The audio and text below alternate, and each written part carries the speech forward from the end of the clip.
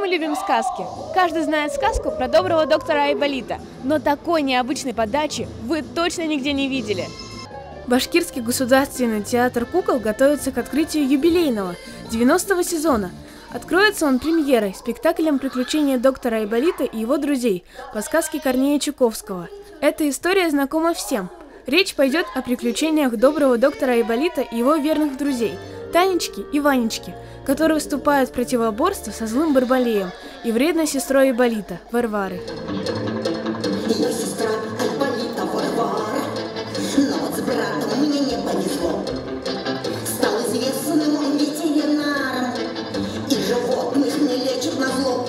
Доктор Айболит – это детская классика, и, конечно же, театр прежде к этому произведению уже обращался, но в этот раз решили подойти к знакомой сказке с необычного ракурса.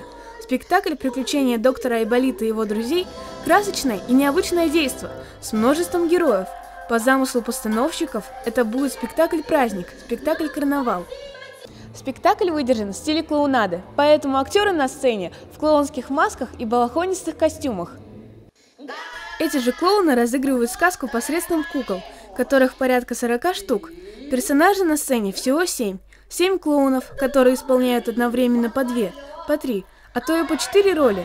Неизменным остается только сам Айболит.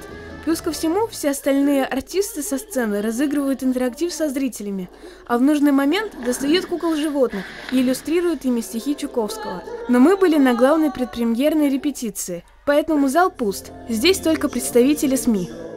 Кто бы мог подумать, что сказку «Айболит» можно так современно и красочно преподнести юным зрителям. Яна Васильева, Нурислам Хариев, специально для «Горы новостей».